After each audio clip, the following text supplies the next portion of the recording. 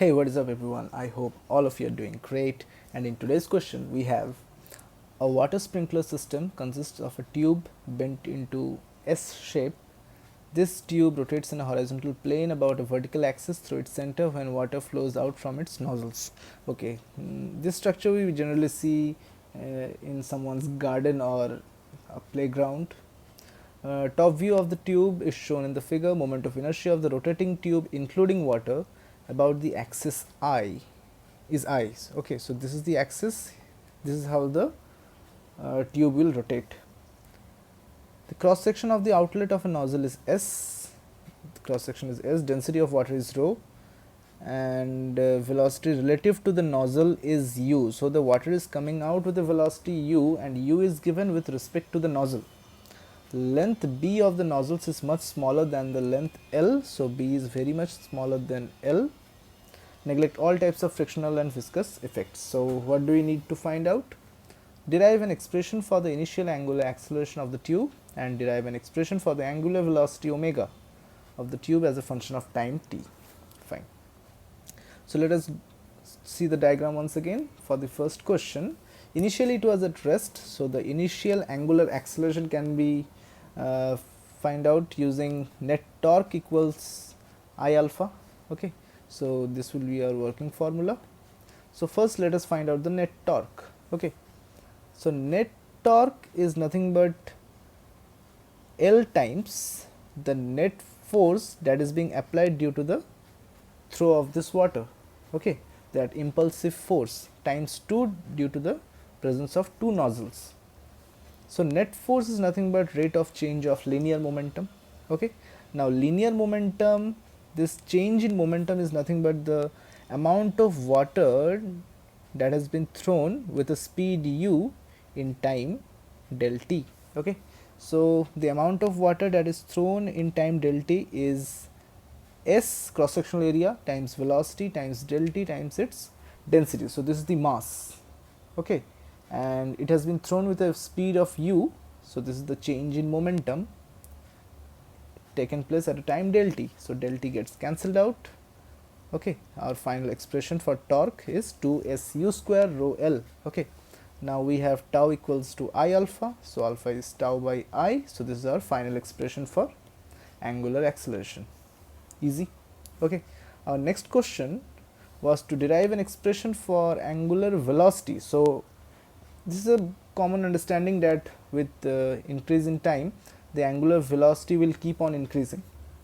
Okay, now according to the given data, let us consider at any instant the angular velocity gained by the whole structure is omega. Okay, now in the question they have given that u is the velocity of the water coming out from the nozzle with respect to the nozzle. So u is given with respect to the nozzle. Fine. Now the velocity of the water coming out with respect to ground would be u minus omega L, because with a person standing on the ground won't observe only u, it will observe a vector addition of u as well as omega L. So final answer would be u minus omega L, because this whole structure is also rotating, right? So the tangential velocity here is omega L. Fine. Now what concept we will use here? We know that the continuous throw of this water from the two nozzles will produce an angular impulse resulting in increase of angular momentum, right? Now angular impulse can be written as twice because of the two nozzles times L.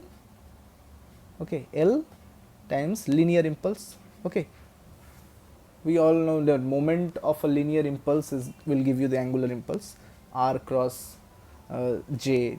Okay, so L times linear impulse. So what is linear impulse? Linear impulse is nothing but the change in linear momentum of the water coming out of the nozzle that will give rise to the angular velocity of the structure by an amount d omega. Fine. Now 2 times L times linear impulse or change in linear momentum of the water coming out, that is the mass of the water coming out in time dt is s u dt rho. Okay, with a velocity of u minus omega L. Okay, so a person standing on the ground would observe that the water is coming out with a speed of u minus omega L, as I have discussed earlier, and that will increase the angular velocity by an amount d omega. Now we will just arrange the whole structure, whole equation in a simpler way so that we can integrate. Fine, I have taken minus L common from this, and I have just plugged in into the whole variables, all the variables. Okay, so we have d omega divided by this thing equals this one divided by I times dt. Now at t equals to 0, omega was 0. At any time t, the angular velocity is omega. Okay, now if we integrate, we'll get ln of omega minus u by L.